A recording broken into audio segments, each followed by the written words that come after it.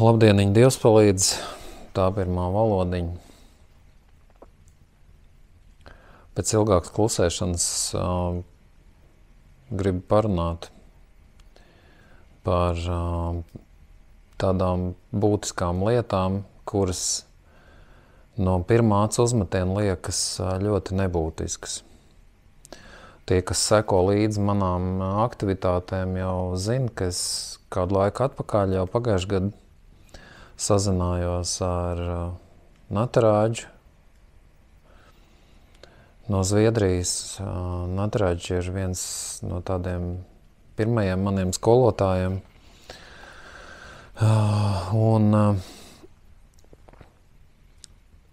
Natarādžs studē Rigvēdu, Atharvavēdu un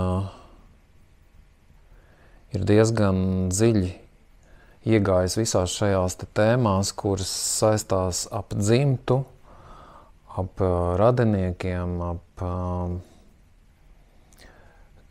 tām fundamentālajām lietām, kas mūsu senčiem ir bijušas pirmajā vietā. Jo šobrīd pirmajā vietā ir cilvēkiem viss kaut kas cits, izņemot dzimta. Kāds teiks, ka nemaz nav tādas dzimtas, bet dzimta tādā nozīmē, ka tie cilvēki, kas stāv aiz mums, kas ir tā kā vecmātes, vectēvi, vecvecmātes, vecvectēvi un tā tālāk, entajās tautās, entajās ticībās, dažādu konfesiju, dažādu reliģiju un rasu pārstāvi, kas ir mūsu ģenētiskajā kodā. Tā ir tā mūsu dzimta. Nevis tā dzimta, kas ir pa asins līniju, ja, tur rases tīrība vai asins tīrība, ja, tur kurš ir īsts latvietis, kurš nav īsts latvietis, ja, bet tieši dzimta, kas ir mūsu DNS kodā ierakstījusies iekšā. Un tātad Natarādža atvēra acis man uz šo tēmu. Un daži video man ir bijuši par šo, gan Natarādžas uguns rituāli. Ja jūs paskatāties manā YouTube kanālā, tad tur var atrast šos video, gan arī dažas sarunas ar viņu. Un faktiski šis laiks man ir bijis tāds diezgan nopietns pārdomu laiks. Un mans gala secinājums pēc visa tā, ko es sapratu, arī man atnāca tāda kā apgaismība par šo visu. Tas gala secinājums ir tāds, ka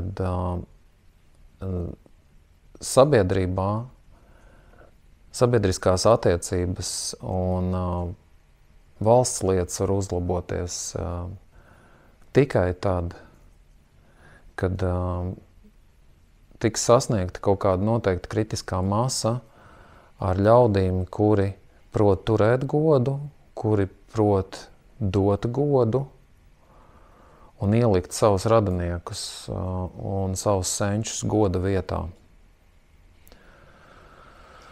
Jo viss, kas šeit ir apkārt, ko es redzu un ko es dzirdu, ir pozitīvie piemēri, bet ļoti daudz negatīvie ir. Un tas, ko es redzu, tas ir tas, ka mēs necienam sevi, mēs necienam citus, un mēs necienam arī savus senčus, un necienam arī savus tiešos radiniekus. Vecāki neciena savus bērnus, un bērni neciena savus vecākus. Šobrīd šajā negatīvā realitātē, diemžēl, ir kritiskā masa sasniegta. Daļ kā arī visi pārpratumi, skandāli, tiesas prāvas, noziegumi, pilnīgi viss murgs, kas šobrīd ir sabiedrībā, ir saistīts ar to, ka mēs vienkārši necienām viens otru. Un kā iziet no šī aburtā loka, neviens nezina. Kāds kaut ko saka, ka tā ir reliģija, viens saka, ka pareizā reliģija ir tā reliģija, otrs saka, ka cita, trešais saka vēl kaut ko. Un tad veidojās dažādas arī sektantiskās grupas, ja, kur uzskata, ka tikai mums ir taisnība, mums vēl kādam, ja, bet pie tāda kaut kāda kopsaucēja tā kā nevar nonākt. Tad šī tēma par radu radiem, ja, par dzimtu, ko pacēla Nataraģi, faktiski tā ir universālā tēma un dara pilnīgi visām sektām un visām reliģijām. Nekādas pretrunas, absolūti nekādas. Tā ir visu tēma, es uzskatu. Un ja jūs iedziļināties šajā tēmā un nopietni, tā kā tiešām nopietni un pie sevis pārdomājot, to jūs sapratīsiet, ka tā ir pats svarīgākā tēma. Lūk, tāpēc iemācīties cieņu pret citiem un nokļūt tajā mīlestības stāvoklī, ja, kas ir tāds visaptverošs, kas nāk aiz cieņas, ja, aiz cieņas nāk tātad mīlestības stāvoklis, ja, tas ir vēl augstāks. Var izdarīt to tā, ka mēs iemācāmies to caur godināšanas rītiem.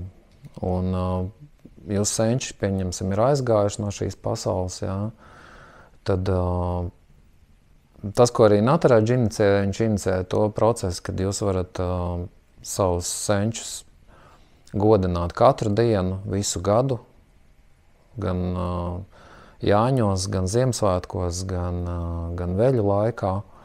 Un tagad veļu laiks beidzās, bet var turpināt šīs te godināšanas. Un tas, ko darīja arī senie brāmaņi un nama tēvi, viņi katru dienu atcerējās savus senčus, godināja un kūra guni. Tagad arī, piemēram, šī uguntiņa, kas deg no šīs iedegta, ir šī uguns, un šī jau ir no 16. februāra, ko es turu kā dzimtes uguni. Ja. Un ir tā sajūta, vienalga, vai tā ir pašiedvesma, pašhipnoze vai vienalga kādas iedomas vai realitāte, ja, ir tā, ka tā sajūta ir dzīva, tā saiknes sajūta ir šo uguni turot. Un arī to senču godināšanu, ko es veicu tagad veļu laikā, vienreiz tikai to izdarīju, ja, atnāca ļoti jaudīga tā saiknes sajūta. Jo mums ir tāda viena nepatīkama lieta, ka starp aizgājējiem mums ir arī tādi radi, ja, kuri varbūt no sociālā viedokļa spriežot nav cieņas vērti, viņi ir savārījuši visādas ziepes, bet no dzimtas viedokļa viņus ir jāliek goda vietā jebkurā gadījumā, pat ja tas ir Hitlers vai Staļins vai vēl kāds, ja, no tumšās pasaules, ja, cilvēciņš. Vai ne cilvēciņš, varbūt pat, jā, kaut kāds tur reptiloīds, jā. Tanī brīdī, kad jūs ieliekat šo savu senci un visus savus senčus ieliekat goda vietā, jūs pagodinat domās, vārdos. Laika gaitā šī saikne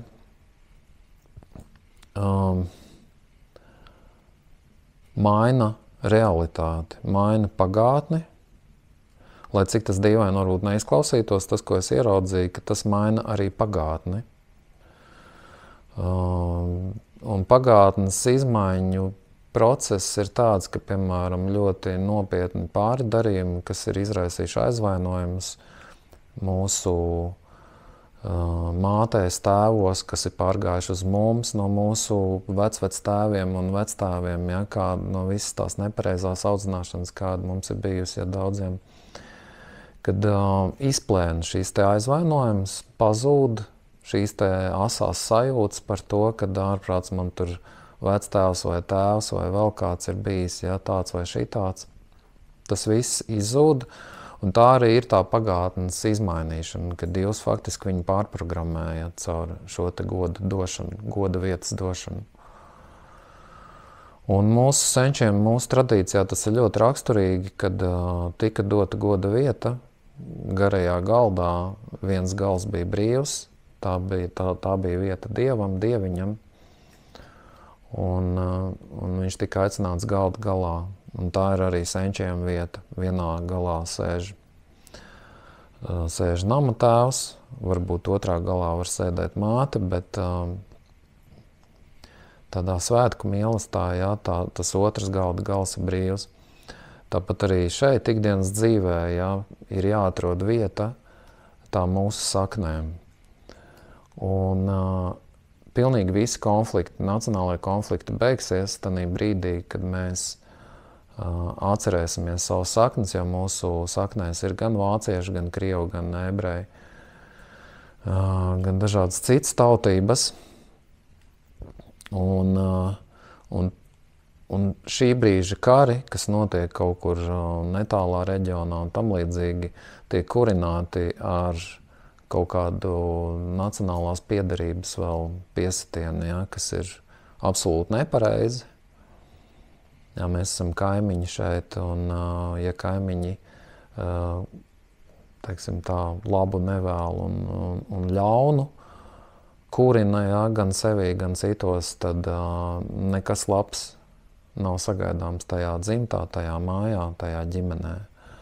Un viss uz doto brīdi virzās uz to pusi, kad būs diezgan liela transformācijas procesa tiem cilvēkiem, kur nespēja cienīt citas tautības, kur nespēja cienīt sevi un savu ģimeni.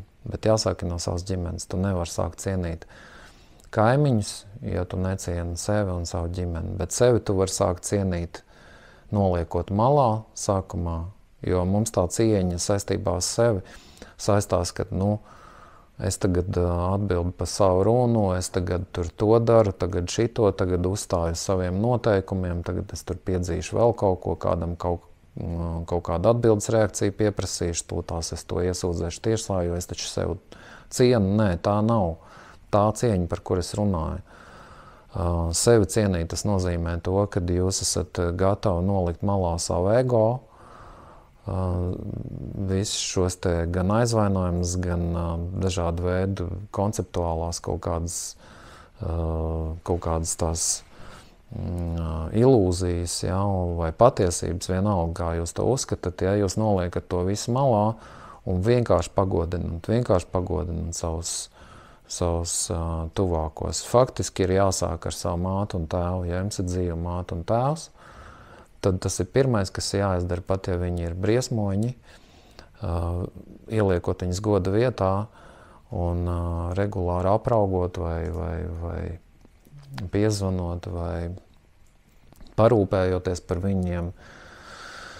Un galu galā arī paklusējot, tāpēc, ka jums nāksies klausīties garu un plašu morāli un apvainojums jūsu virzienā un jums uzpeldēs bērnības kaut kādas traumas, kur jūsu māte vai tēvs jau no bērnības ir teikuši to, ka tev nekad nevar uzticēties, ka tu esi tur tāds un šitāds, un kad tu vienmēr tāds esi bijis, tu nekad nemainīsies, šito, ja jūs noliekat malā un paņemat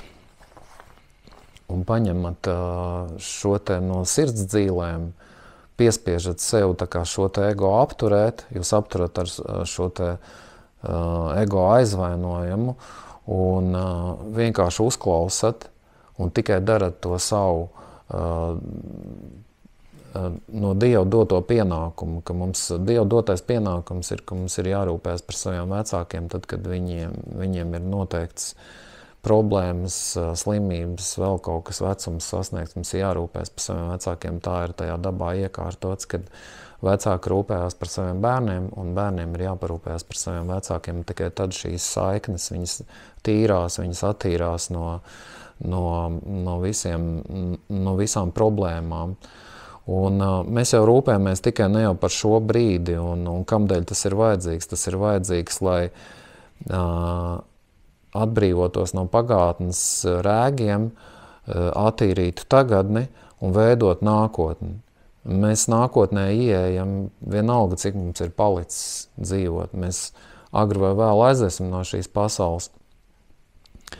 Un mums būs jāpiedzimst, atkal mums būs jāpiedzimst vai nu šajā te ķēdītē, mūsu dzimtas ķēdītē, jā, kur sakritīs mums atkal tas DNS kods, čik, viņš saliks pa vietiņām visu. Un kādos rados mēs pārdzimsim, vai mēs pārdzimsim mūsu bērnu bērnos visticamākais, vai tuvākajos rados, kas ir, ja mums nav bērni, ja, tad kaut kādos tuvākajos rados mēs pārdzimsim. Bet tas, kāda būs bijusi mūsu attieksme pret mūsu vecākiem, pret mūsu vecvecākiem un vispār pret visu mūsu dzimtu, ja tādā situācijā mēs tiksim nolikti. Plus vēl karma tā, ko mēs ikdienā vēl šeit savāram, ja, gan negatīvā nozīmē, pozitīvā nozīmē mēs, teiksim tā, plusi mīnus dzēš viens otru, jā, kas vairāk plusi vai mīnus, ja, to izvērtēs tie spēki, caur kuriem mēs iesim nāves brīdī. Jā. Un kāds to sauc par kompjūteru programmu, jā, cits to sauc par nāves valdnieku kaut kādu programmu, cits saka, ka tas ir Dievs, jā, nav svarīgi. Ir pilnīgi skaidrs zināms, ka dos devējiem atdodas pēc tā principa, ja šeit viss kārtojās tādā veidā arī. Ja ne mats bez dievziņas nenokrīt un visi šie teicieni nav no zila gaisa grābti vai no kaut kādas sektantiskas domāšanas, jā. Tie ir, tās ir tās pērles, kas ir mums atstātas no Dieva jau paudžu paudzē. No Dieva atstātās šīs te atziņas, jā, kā mums jādzīvo.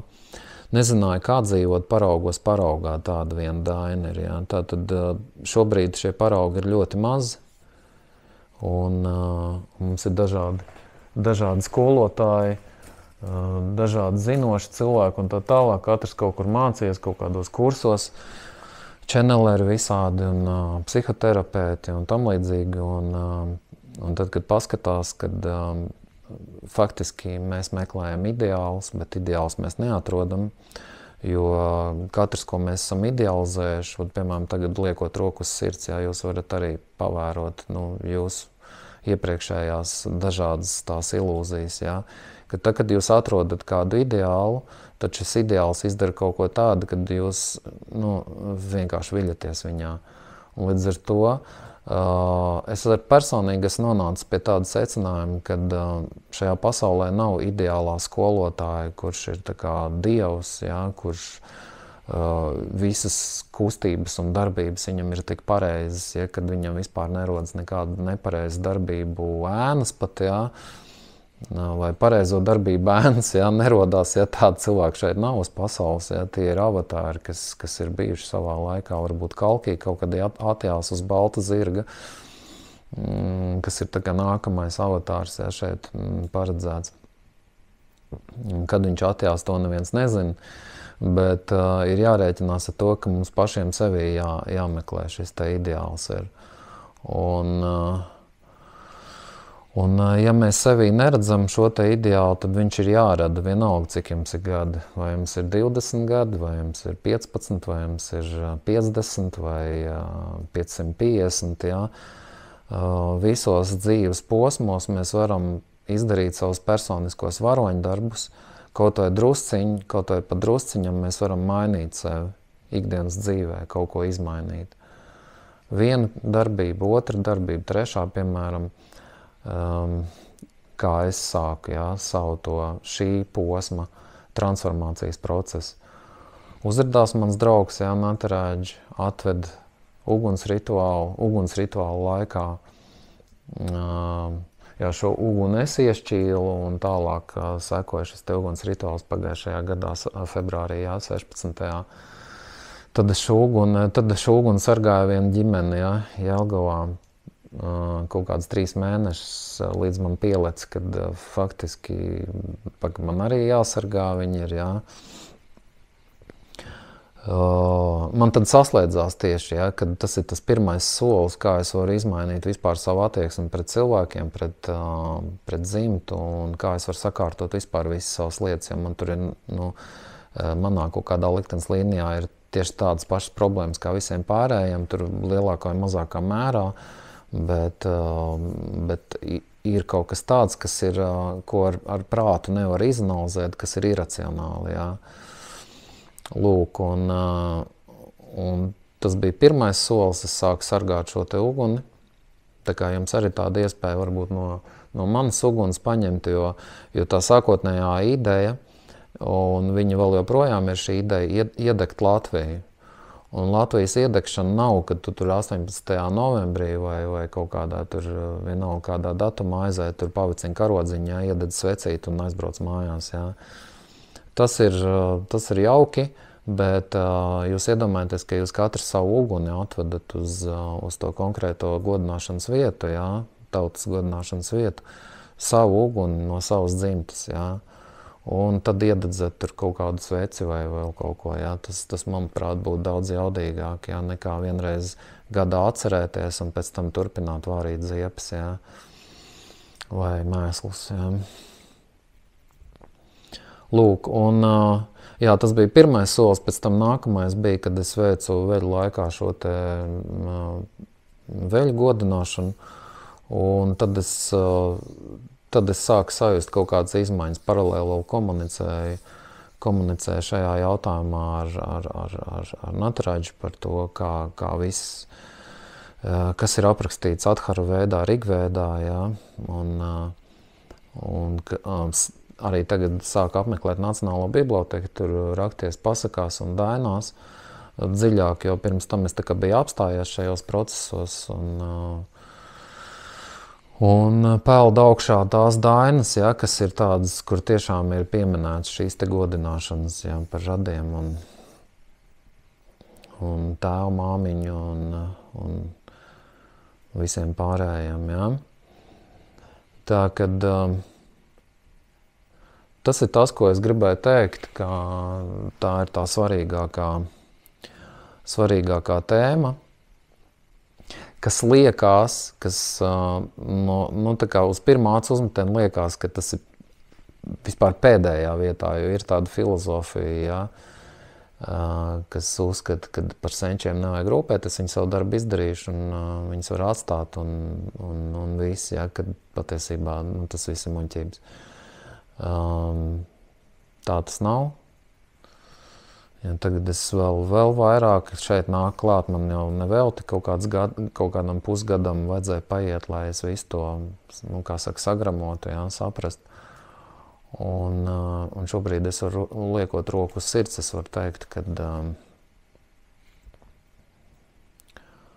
ka tā senču lieta ir visnopietnākā, vissvarīgākā. Jo mūsu nākotnē pietrūks mūsu senču svētības.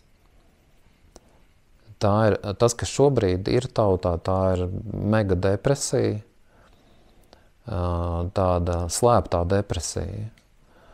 Jo ar ko es runāju, neviens neredz nākotni. Tādā variācijā, kāda viņa šobrīd ir, ar tādu vadību, ar tādiem cilvēkiem, kāda mums šobrīd ir. Neviens no maniem sarunbiedriem un draugiem neredz nākotni. Un tas ir nopietni, mēs sākam izzust. Mēs sākam izzust, un tas notiks daudz ātrāk nekā te plāno vai pareģoja, ja, kaut kādi tur 5-10 gadi. Nē, tas notiks drīz.